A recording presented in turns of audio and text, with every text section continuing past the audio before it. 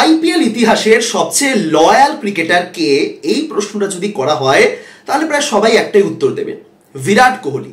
স্বাভাবিক, সেই 2008 সাল থেকে শুরু করে প্রত্যেকটা মরশুমে তিনি কিন্তু আরসিবির জার্সি পরে খেলেছেন। কিন্তু কোহলির এই লয়ালিটিকে যদি আমি পরিসংখ্যানের আকারে বর্ণনা করি তাহলে আপনারা দেখতেই পাবেন যে কোহলির ধারে কাছে কেউ নেই। আজকের এই ভিডিওতে আইপিএল এর মঞ্চে কোনো একটা নির্দিষ্ট দলের হয়ে সর্বাধিক রান এবং সর্বাধিক উইকেট সংগ্রাহক কারা তারই একটা টপ 10 লিস্ট বানাবো। বুঝতে পারছেন তো, কোনো একটা নির্দিষ্ট দলের হয়ে, মানে যেমন ধরুন চেন্নাইয়ের হয়ে বা মুম্বাইয়ের হয়ে বা আরসিবির হয়ে কোনো একটা নির্দিষ্ট দলের হয়ে সর্বাধিক রান যারা যারা করেছেন এবং সর্বাধিক উইকেট যারা তুলেছেন তাদেরই টপ 10 লিস্ট। প্রথমে বরং সর্বাধিক রান সংগ্রাহক যারা তাদের টপ 10 লিস্ট বানাচ্ছি। তো এই লিস্টে 10 নম্বরে রয়েছেন কলকাতা নাইট রাইডার্সের সমর্থকদের পছন্দের ক্রিকেটার গৌতম গম্ভীর। গৌতম গম্ভীর এবারে কলকাতাতে ফিরেও এসেছেন এবং গম্ভীর কলকাতার হয়ে যতদিন খেলেছেন আইপিএলে তিনি 108টা ইনিংস খেলেছেন, করেছেন 3035 রান, 3000-এর উপর রান রয়েছে। গম্ভীর কলকাতার সবচেয়ে লয়াল ক্রিকেটার এবং তিনি ক্যাপ্টেন্সি করেছেন, দুবার কলকাতাকে চ্যাম্পিয়নও করেছেন। কলকাতার হয়ে তার অ্যাভারেজ 31.61 এবং আইপিএলে তার স্ট্রাইক রেট 124.28। এটা কিন্তু শুধুমাত্র কলকাতার হয়েই আমি বলছি, ঠিক আছে, কারণ গম্ভীর দিল্লির হয়েও খেলেছেন, সেটা নয়, শুধুমাত্র কলকাতা। এবং কলকাতার হয়ে আইপিএলে গম্ভীর 27টা হাফ সেঞ্চুরি করেছেন। সুতরাং কলকাতার জার্সিতে গম্ভীর 3000 রানের গন্ডি পেরিয়েছেন এবং এমনি এমনি তার সমর্থকরা বলতেন না যে গম্ভীর ফিরে আসুন, সে মেন্টর হিসেবেই আসুন, কোনো সমস্যা নেই। সুতরাং 10-এ গম্ভীর। 9 নম্বরে রয়েছেন ক্রিস গেইল। আরসিবির হয়ে ক্রিস গেইল 84টা ইনিংসে করেছেন 3163 রান। গেইল পাঞ্জাবের হয়ে খেলেছেন, প্রথমে কলকাতার হয়ে খেলতেন, কিন্তু আরসিবির হয়ে তিনি যা করেছেন অসাধারণ। আরসিবির জার্সিতে আইপিএলে গেইলের অ্যাভারেজ 43.32, 40-এর উপর অ্যাভারেজ, তার স্ট্রাইক রেট 152, অসাধারণ। 5টা সেঞ্চুরি করেছেন আইপিএল আরসিবির জার্সিতে এবং তার সাথে 19টা হাফ সেঞ্চুরি। মানে আরসিবির সমর্থকদের, মানে এখন তো কোহলি রয়েছেন, কিন্তু যখন কোহলি, এবি ডেভিলিয়ার্স এবং গেইল এই তিনজন একসাথে ছিলেন সেটা আরসিবির সমর্থকদের একেবারে সোনার সময়, কিন্তু ট্রফি আসেনি। যাই হোক, গেইল আরসিবির জার্সিতে 3163। 8 নম্বরে রয়েছেন রাজস্থান রয়্যালসের বর্তমান অধিনায়ক সঞ্জু স্যামসন। এই নামটা হয়তো অনেকে এক্সপেক্ট করেননি, কিন্তু সঞ্জু স্যামসন রাজস্থানের জার্সিতে 120 ইনিংসে 3211 রান করেছেন। এখন তো তিনি দলের ক্যাপ্টেন, দলকে ফাইনালে পর্যন্ত তুলেছেন, কিন্তু চ্যাম্পিয়ন করাতে পারেননি। যাই হোক, 3000 রানের গন্ডি সঞ্জু রাজস্থানের জার্সিতে পার করেছে, যথেষ্ট ভালো। তার অ্যাভারেজ 29.73, তার স্ট্রাইক রেট 139, খুবই ভালো স্ট্রাইক রেট 139। 2টো সেঞ্চুরি আছে তার আইপিএলে রাজস্থানের জার্সিতে, 2টো সেঞ্চুরি এবং তার সাথে 17টা হাফ সেঞ্চুরি। সুতরাং সঞ্জুর বয়স কিন্তু বেশি নয়। সঞ্জু যদি এরপরে আগামী 5-6টা মরশুম খেলেন রাজস্থানের জার্সিতে, তিনি কিন্তু রাজস্থানের লেজেন্ড হয়ে উঠবেন, ইতিমধ্যে লেজেন্ড হয়ে গেছেন। সুতরাং 8 নম্বরে সঞ্জু স্যামসন। 7 নম্বরে রয়েছেন মুম্বাই ইন্ডিয়ান্সের কায়রান পোলার্ড। এই বিরাট কোহলি যেমন শুধুমাত্র আরসিবির হয়ে খেলেছেন, পোলার্ডও কিন্তু তাই, শুধুমাত্র মুম্বাই ইন্ডিয়ান্সের হয়ে তিনি খেলেছেন। বর্তমানে আর খেলেন না, কিন্তু কোচ হিসেবে যোগ দিয়ে দিয়েছে। সুতরাং পোলার্ডও কিন্তু মুম্বাই ইন্ডিয়ান্সের প্রতি লয়াল, যে কারণে আম্বানির ছেলের বিয়েতে কয়েকদিন আগে তাকে ডাকা হয়েছিল। যাই হোক, কায়রান পোলার্ড মুম্বাইয়ের হয়ে 171টা ইনিংসে করেছেন 3412 রান, তার অ্যাভারেজ 28.67, তার স্ট্রাইক রেট 147 এবং 16টা হাফ সেঞ্চুরি রয়েছে পোলার্ডের নামের পাশে। সুতরাং তিনিও আইপিএলেই শুধু মুম্বাইয়ের হয়েই খেলেছেন, মুম্বাইকে একাধিক ট্রফি জিতিয়েছেন, অনেকগুলো ট্রফি রয়েছে। সুতরাং পোলার্ড হয়তো কোহলির মতো এত দীর্ঘস্থায়ী হননি, কিন্তু তার লয়ালিটি বলুন, তার ট্রফি বলুন, যথেষ্ট ভালো। 7 নম্বরে পোলার্ড। 6 নম্বরে রয়েছেন সানরাইজার্স হায়দ্রাবাদের ডেভিড ওয়ার্নার। ওয়ার্নার দিল্লির হয়েও খেলেছেন, কিন্তু হায়দ্রাবাদের জার্সিতে তার যে অবদান, হায়দ্রাবাদকে তিনি চ্যাম্পিয়নও করেছেন। ডেভিড ওয়ার্নার সানরাইজার্স হায়দ্রাবাদের হয়ে 95 ইনিংসে আইপিএলে করেছেন 4014 রান, 4000 রানের গন্ডি পেরিয়েছে। তার অ্যাভারেজ 49.56, 50-এর কাছাকাছি অ্যাভারেজ, দুর্দান্ত। তার সাথে তার স্ট্রাইক রেট 142, 2টো সেঞ্চুরি রয়েছে এবং 40টা হাফ সেঞ্চুরি। ওয়ার্নার সম্ভবত আইপিএল এর শ্রেষ্ঠ বাঁহাতি ক্রিকেটার, ব্যাটার আর কি, শ্রেষ্ঠ বাঁহাতি ব্যাটার, এবং আইপিএল চ্যাম্পিয়নও করেছেন এসআরএইচকে, এবং তার সাথে 4000-এর উপর রান আইপিএল এসআরএইচের হয়ে, দাম। বর্তমানে আর তিনি খেলেন না, কিন্তু তিনিও সানরাইজার্স হায়দ্রাবাদ, মানে হায়দ্রাবাদকে ভুলতে পারেননি এবং হায়দ্রাবাদের মানুষজন ওয়ার্নারকে ভুলতে পারেননি, সেটা প্রায় দেখা যায়। 6 নম্বরে ওয়ার্নার। 5 নম্বরে রয়েছেন এবি ডেভিলিয়ার্স। এবি ডেভিলিয়ার্স ক্যারিয়ারে বেশিরভাগ সময়টা আরসিবির হয়ে খেলেছেন, কিন্তু শুরুটা করেছিলেন দিল্লির হয়ে। তারপরে আরসিবির হয়ে তার যে অবদান, কোহলির সাথে তার যে পার্টনারশিপ, তার যে বন্ধুত্ব, আরসিবির জার্সিতে এবি ডেভিলিয়ার্স 144 ইনিংস খেলেছেন, আইপিএলে করেছেন 4491 রান, তার অ্যাভারেজ 41.20, তার স্ট্রাইক রেট 158.63। 158 স্ট্রাইক রেট, দুর্দান্ত, মানে মিস্টার 360 এমনি তো বলা হতো না। দুটো সেঞ্চুরি রয়েছে তার আরসিবি জার্সিতে আইপিএল, এবং তার সাথে 37টা হাফ সেঞ্চুরি, অসাধারণ। এবি ডেভিলিয়ার্স, ক্রিস গেইল, পরবর্তীকালে কোহলির নামও বলবো। সুতরাং আরসিবির জার্সিতে যে লয়ালিটি সেটা কিন্তু দেখতেই পাচ্ছেন আপনারা। AB de Villiers 5। 4 নম্বরে রয়েছেন মহেন্দ্র সিং ধোনি, চেন্নাইয়ের অধিনায়ক মহেন্দ্র সিং ধোনি, যিনি চেন্নাইকে মাস্টার ট্রফিও জিতিয়েছেন, এবারও অধিনায়ক, 42 বছর হয়ে গেছে।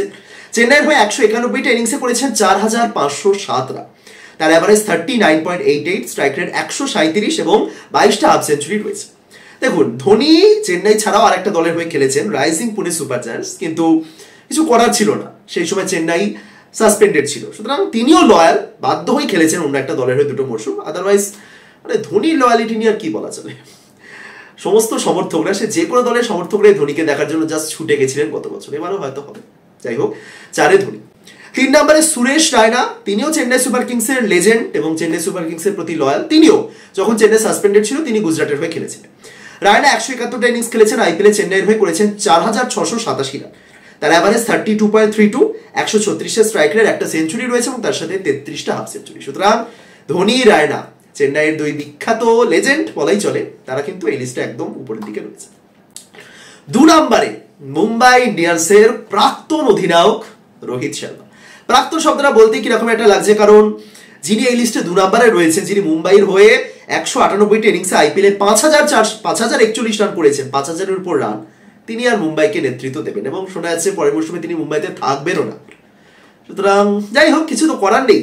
মুম্বাইয়ের হয়ে 29.31 অ্যাভারেজ রয়েছে তার আইপিএলে, স্ট্রাইক রেট 129, একটা সেঞ্চুরি রয়েছে, 34টা হাফ সেঞ্চুরি রয়েছে এবং সর্বোপরি মুম্বাইয়ের সফলতম অধিনায়ক, 5টা ট্রফি দিয়েছেন মুম্বাইকে, তার চেয়ে বেশি লয়াল আর কে হতে পারে। সুতরাং যাই হোক, যা হয় ভালোর জন্যই হয় হয়তো। তবে রোহিত শর্মা এই লিস্টে 2 নম্বর।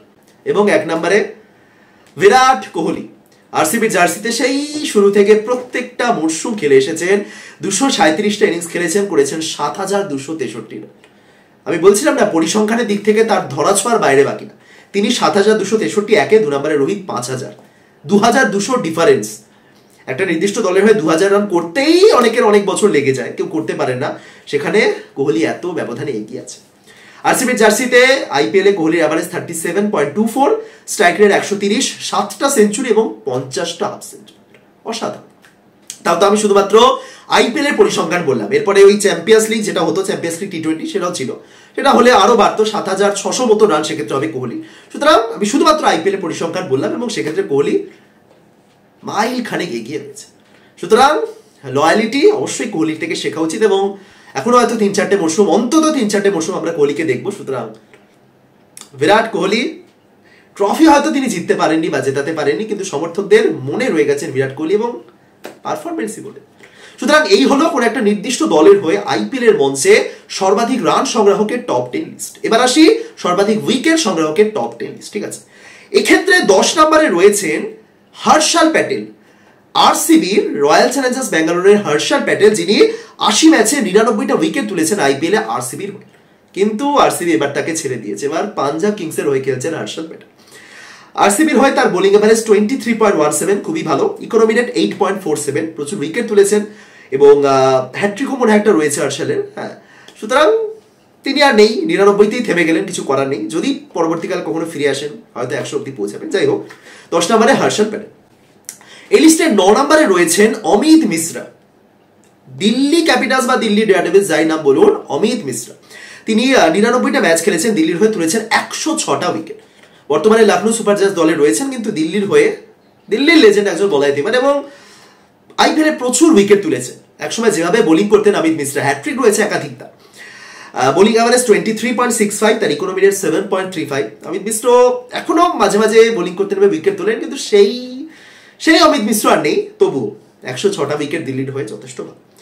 এই লিস্টে 8 নম্বরে রয়েছেন চেন্নাই সুপার কিংসের রবীন্দ্র জাদেজা। ব্যাট হাতে হয়তো টপ 10 লিস্টে নেই, কিন্তু বল হাতে 158টা ম্যাচে চেন্নাইয়ের হয়ে আইপিএলে 125টা উইকেট তুলেছে।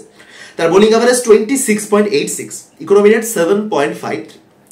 জাদেজা বল হাতে বলুন, ব্যাট হাতে বলুন, অপরিহার্য এবং তার এই পরিসংখ্যান বলেই দেয় জাদেজা আরো অনেক মরশুম খেলবেন চেন্নাইয়ের হয়ে, এমনটাই ধরে নেওয়া যায়।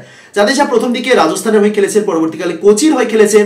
মাঝে যখন চেন্নাই সাসপেন্ডেড ছিল সেই সময় আমরা গুজরাটের হয়ে তিনি খেলেছেন, কিন্তু চেন্নাইয়ের হয়ে ধারাবাহিকভাবে যেভাবে খেলেছেন। 8 নম্বরে রবীন্দ্র জাদেজা। লিস্টের 7 নম্বরে রয়েছেন মুম্বাই ইন্ডিয়ান্সের হরভজন সিং। হরভজন পরবর্তীকালে কলকাতা চেন্নাইয়ের হয়ে খেলেছেন, কিন্তু মুম্বাইয়ের হয়ে তার যে অবদান অসাধারণ। আইপিএলে মুম্বাইয়ের হয়ে তিনি 136 ম্যাচে 127টা উইকেট তুলেছেন। তার বোলিং অ্যাভারেজ 26.65, তার ইকোনমি রেট 6.95, 7-এর কম ইকোনমি রেট। ব্যাটিংটাও মাঝে মাঝে ভালো করতেন এবং বল হাতে তো অসাধারণ। সুতরাং হরভজন তিনি থাকবেন।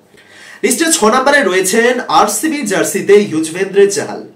চাহাল আর আরসিবির হয়ে খেলেন না, রাজস্থানের হয়ে খেলেন, সেখানেও উইকেট তুলছেন, কিন্তু আরসিবির হয়ে তার যে ইম্প্যাক্ট, 113টা ম্যাচে 139টা wicket, bowling average 22.03, economy rate 7.58। আরসিবির সমর্থকরা আসলে একটু কষ্ট পেয়েছিলেন যখন চাহালকে ছেড়ে দেওয়া হয়েছিল, কিন্তু কিছু করার নেই, সময়ের নিয়মে সবকিছু এগিয়ে যায়। কিন্তু চাহাল আসলেই মানে এখনো যদি তিনি ফিরে আসতে চান, সমর্থকরা একেবারে সাদরে তাকে আপ্যায়ন করে নেবেন। চাহাল 6 নম্বরে। লিস্টে 5 নম্বরে রয়েছেন চেন্নাই সুপার কিংসের ডিজে ব্রাভো। ডোয়েন ব্রাভো চেন্নাইয়ের হয়ে আইপিএলে 116টা ম্যাচে 140টা উইকেট তুলেছেন। প্রথম দিকে মুম্বাইয়ের হয়ে খেলতেন, কিন্তু চেন্নাইয়ের হয়ে যেভাবে ডেথে বোলিং করে গেছেন, যেভাবে ধারাবাহিকভাবে বোলিং করেছেন, বর্তমানে কোচ হিসেবে রয়েছেন, ব্রাভোর কৃতিত্ব অস্বীকার করা যাবেই না। তার বোলিং অ্যাভারেজ 22.47, ইকোনমি রেট 8.36, তিনি পার্পেল ক্যাপও পেয়েছেন চেন্নাইয়ের জার্সিতে। সুতরাং অসাধারণ, ডোয়েন ব্রাভো থাকবেন এই লিস্টে। লিস্টের 4 নম্বরে রয়েছেন বুম বুম বুমরা, মুম্বাই ইন্ডিয়ান্সের জসপ্রীত বুমরা। তিনিও মুম্বাইয়ের জন্য একদম লয়াল, সেই শুরু থেকে খেলেছেন, এখনো পর্যন্ত মুম্বাইয়ের হয়ে খেলছেন। বুমরা তিনি মুম্বাইয়ের হয়ে 120 ম্যাচে 145টা উইকেট তুলেছেন, বোলিং অ্যাভারেজ 23.30, 23-এর বোলিং অ্যাভারেজ, ইকোনমি রেট 7.39, যথেষ্ট ভালো একজন পেসার হিসেবে। এবং বুমরা মাঝে খেলেও নেই, একটা মৌসুমের জন্য ছিটকে গেছিলেন, কিন্তু বুমরা এবার ফিরছেন আইপিএলে, আমরা তাকে দেখার জন্য একেবারে উদ্গ্রীব হয়ে রয়েছি। সুতরাং দেখা যাক বুমরা কেমন খেলে। 4 নম্বরে বুমরা। 3 নম্বরে রয়েছেন বুমরারই প্রাক্তন bowling partner Bhubaneswar Kumar, Sunrisers হায়দ্রাবাদের ভুবনেশ্বর কুমার, যিনি আইপিএলে 129 ম্যাচে 146টা উইকেট তুলেছেন হায়দ্রাবাদের হয়ে।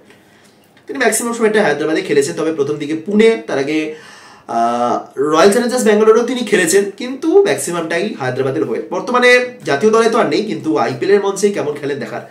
146টা wicket, bowling average 25.18, economy rate 7.53, এবং তার সুইং অসাধারণ ছিল। সুতরাং তিনি ভুবনেশ্বর।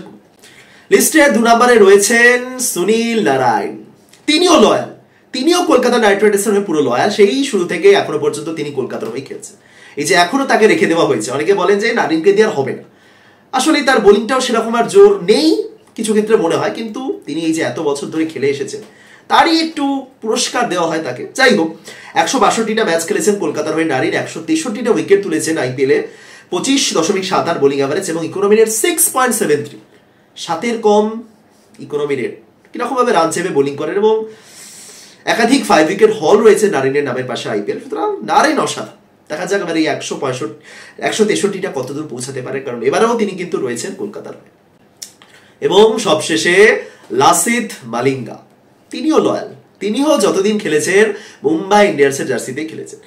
এখন এখন কি মুম্বাইয়ের হয়ে রয়েছেন? হ্যাঁ, এখন মেবি মুম্বাইয়ের হয়ে রয়েছেন। গত মরশুমে আমরা তাকে রাজস্থানের জার্সিতে দেখেছিলাম। যাই হোক, লাসিথ মালিঙ্গা মুম্বাইয়ের হয়ে 122 ম্যাচে 170টা উইকেট তুলেছেন। ভাবুন, 170টা উইকেট একটা নির্দিষ্ট দলের হয়ে। বোলিং অ্যাভারেজ 19.79, 20-র কম বোলিং অ্যাভারেজ টি20তে, দুর্দান্ত। তার সাথে ইকোনমি রেট 7.14, 7.14-এর ইকোনমি রেট। মুম্বাইয়ের হয়ে কতগুলো ট্রফি তিনি জিতেছেন, আইপিএল ট্রফি। সুতরাং মালিঙ্গা একদম লেজেন্ড, মালিঙ্গা লেজেন্ড বলুন, মালিঙ্গা লয়াল বলুন, সব মিলিয়ে মালিঙ্গা এই লিস্টে 1 নম্বর। সুতরাং এই হলো কোন একটা নির্দিষ্ট দলের হয়ে টপ 10 রান স্কোরার এবং টপ 10 উইকেট টেকার আইপিএল এর মঞ্চে। এবার দেখুন, কোহলিকে কেউ ছাড়াতে পারবে না, আমি একদম লিখে দিতে পারি, কোহলিকে কেউ ছাড়াতে পারবে না এই লিস্টে, কোহলি আজীবন একে থেকে যাবে। কিন্তু মালিঙ্গাকে কি নারিন ছাড়াতে পারবেন, বা জসপ্রীত বুমরা কি মালিঙ্গাকে খুব তাড়াতাড়ি ছাড়িয়ে সবচেয়ে লয়াল বোলার হয়ে উঠবে? দেখুন, এটা কিন্তু ম্যাচের পরিসংখ্যান আমি বলছি না যে সবচেয়ে বেশি ম্যাচ কোন প্লেয়ারটা খেলেছেন কোন দলের হয়ে, সেক্ষেত্রেও কোহলি এগিয়ে থাকবেন, কিন্তু কোহলি এবং পোলার্ড এই দুজন থাকবেন মনে হয় এগিয়ে, কিন্তু রান এবং উইকেটের দিক থেকে এরা কিন্তু রয়েছেন টপ 10। যাই হোক, আইপিএল প্রায় চলেই এলো, দেখা যাক এবার এই যে লয়ালিটি যে ব্যাপারটা বলা হয়, অ্যাকচুয়ালি এরকম লয়ালিটি বলে কিছু হয় না, তুমি যে দলের হয়ে বেশি টাকা পাবে সেই দলের হয়ে খেলবে, কিন্তু এই যে একটা ব্র্যান্ড বানিয়ে ফেলা। যখন কোহলি ঢুকেছিলেন আরসিবি দলে তখন তিনি লেজেন্ড ছিলেন না, জাস্ট একজন ইয়ং ট্যালেন্ট হিসেবে ঢুকেছিলেন, কিন্তু এই যে এতগুলো বছর কাটিয়ে দেওয়া, এটাও কিন্তু মুখের কথা নয়। সুতরাং বিরাট কোহলি